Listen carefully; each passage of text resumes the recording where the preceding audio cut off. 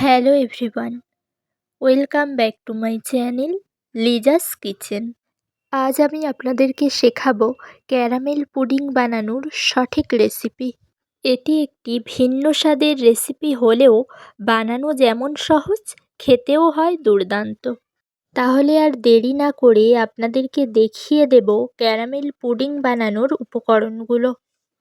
আমি এখানে 8 piece slice করা পাউরুটি নিয়েছি, যেগুলির সাইডগুলো কেটে রেখেছি। 3টে ডিম, 500 গ্রাম লিকুইড দুধ, 250 গ্রাম চিনি। এই চিনিটা আমরা পুডিং তৈরির জন্য ব্যবহার করব। 50 গ্রাম চিনি, এই চিনিটা আমরা ক্যারামেল তৈরির জন্য ব্যবহার করব। আর নিয়েছি 1 চামচ ভ্যানিলা এসেন্স। প্রথমেই আমি ক্যারামেল বানিয়ে নেব। ক্যারামেল বানানোর জন্য কড়াইতে দিয়ে দিচ্ছি 50 গ্রাম চিনি আর হাফ কাপ জল। এবার জল আর চিনিটাকে একটু মিশিয়ে নিতে হবে। কড়াইটাকে এবার গ্যাসে বসিয়ে দিয়েছি। চিনি পুরো গলে গিয়েছে আর জলটা ফুটতে শুরু করেছে। যখন হালকা রং আসা শুরু হবে তখন একটি খুন্তির সাহায্যে অনবরত নাড়তে হবে।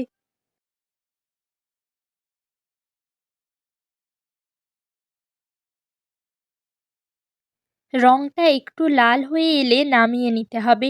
বেশি কালো করা যাবে না, না হলে পুডিংটা তেতো হয়ে যাবে।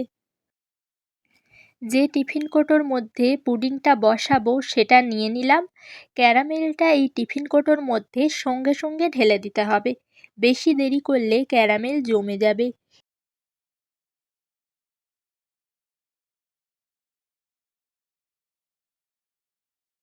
এবার এই টিফিন কৌটোটা একটি সমান জায়গায় রেখে দিতে হবে ক্যারামেল সেট হওয়ার জন্য। পরবর্তী পর্যায়ে দুধের মধ্যে স্লাইস রুটিগুলোকে ভিজিয়ে রাখতে হবে। এই দুধটাকে আমি জাল দিয়ে ঘন করে রেখেছিলাম। দুধটা ঘন করে নিলে পুডিংয়ের স্বাদ বেড়ে যায়। এবার 3টে ডিমের মধ্যে 250 গ্রাম চিনি দিয়ে একটি হ্যান্ড উইচের সাহায্যে ভালো করে ফাটিয়ে নিতে হবে, যাতে চিনিগুলো গলে যায়। এক্ষেত্রে আপনারা কাঁটা চামচ বা মিক্সার গ্রাইন্ডারও ব্যবহার করতে পারেন। দুধের মধ্যে রুটিগুলো কিছুক্ষণ ভিজিয়ে রাখায় রুটিগুলো একেবারে নরম হয়ে গিয়েছে। এবার দুধ আর রুটিগুলোকে ভালো করে মিশিয়ে নিতে হবে, যাতে রুটিগুলো খুব মিহিভাবে দুধের সাথে মিশে যায়। ঠিক এইভাবেই আপনাদেরকেও ব্লেন্ড করে নিতে হবে। ডিম ও চিনির মিশ্রণটি এই পর্যায়ে এর মধ্যে দিয়ে দিতে হবে। এবার সমস্ত কিছুকে একটু নেড়েচেড়ে এর মধ্যে 1 চামচ ভ্যানিলা এসেন্স দিয়ে দিলাম। এবার সামান্য একটু নেড়ে নিতে হবে। আমাদের পুডিংয়ের মিশ্রণটি তৈরি হয়ে গিয়েছে।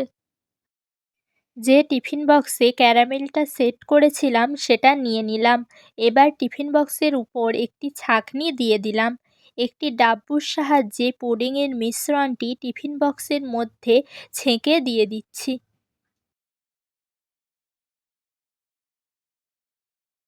টিফিন বক্সের মধ্যে পরিমাণ মতো পুডিংয়ের মিশ্রণ দিয়ে দিয়েছি। এবার টিফিন বক্সের ঢাকনাটি ভালো করে বন্ধ করে দিলাম। পুডিংটা ভাপিয়ে নেওয়ার জন্য একটি কড়াই নিয়ে নিলাম। এবার কড়াইয়ের মধ্যে একটা রুমাল দিয়ে দিলাম। রুমালের উপর টিফিন কৌটোটা বসিয়ে দিলাম। এবার পরিমাণ মতো জল দিয়ে দিতে হবে। রুমাল দেওয়ার জন্য যখন জল ফুটবে তখন টিফিন বক্সটি নড়াচড়া করবে না, এক জায়গায় সেট হয়ে বসে থাকবে। এক্ষেত্রে আপনারা স্ট্যান্ডও ব্যবহার করতে পারেন। এবার কড়াইয়ের ঢাকনাটি বন্ধ করে দিয়েছি। ঢাকনায় একটি ছিদ্র ছিল বলে ছিদ্রটি আমি একটি কাগজের সাহায্যে বন্ধ করে দিয়েছি, যাতে হাওয়া পাস হতে না পারে। কড়াইটি গ্যাসে বসিয়ে দিলাম। এবার জলটাকে ভালো করে ফুটিয়ে নিতে হবে। জল ফুটে গেলে গ্যাসের ফ্লেম একেবারে লো করে 25 থেকে 30 মিনিট ধরে ভাপিয়ে নিতে হবে। ঠিক 30 মিনিট পর আমি কড়াইয়ের ঢাকনাটি খুলে নিলাম। এবার টিফিন কৌটোর ঢাকনা খুলে দেখতে হবে পুডিংটি ঠিকঠাক জমেছে কিনা। টিফিন কৌটোটা হালকা একটু ঠান্ডা করে ঢাকনাটি খুলে নিলাম। এবার একটি সরু স্টিকের সাহায্যে দেখে নিচ্ছি পুডিংটি ঠিকঠাক জমেছে কিনা। স্টিকের গায়ে কিছু লেগে নেই, অর্থাৎ পুডিংটি ঠিকঠাক জমেছে। এবার টিফিন কৌটোর ঢাকনা বন্ধ করে 3 থেকে 4 ঘন্টার জন্য ফ্রিজে রেখে দিতে হবে। 4 ঘন্টা পর টিফিন কৌটোটা আমি ফ্রিজ থেকে বের করে নিয়েছি। পুডিংটি টিফিন কৌটো থেকে বের করার জন্য একটি ছুরির সাহায্যে ঠিক এইভাবেই সাইডগুলো কেটে নিতে হবে। এবার একটি প্লেট নিয়ে নিতে হবে। প্লেটটি টিফিন বক্সের উপরে রেখে টিফিন বক্সটি উল্টিয়ে নিতে হবে।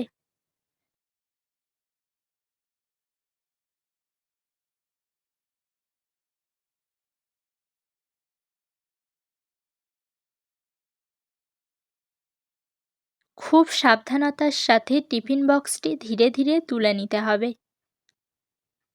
আপনারা দেখতেই পাচ্ছেন পুডিংটি খুব সুন্দরভাবে বেরিয়ে এসেছে, আর উপরের ক্যারামেলের কালারটিও খুব সুন্দর এসেছে। আমার আজকের রেসিপি পুডিং রেডি। এবার এটিকে কেটে পরিবেশন করে নেব। স্টেপ বাই স্টেপ ফলো করলে আপনারাও এই রেসিপিটি বাড়িতে বসেই বানিয়ে ফেলতে পারবেন।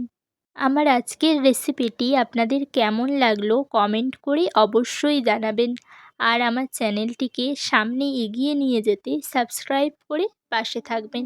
দেখা হবে আগামী ভিডিওতে। সবাই ভালো থাকবেন, সুস্থ থাকবেন।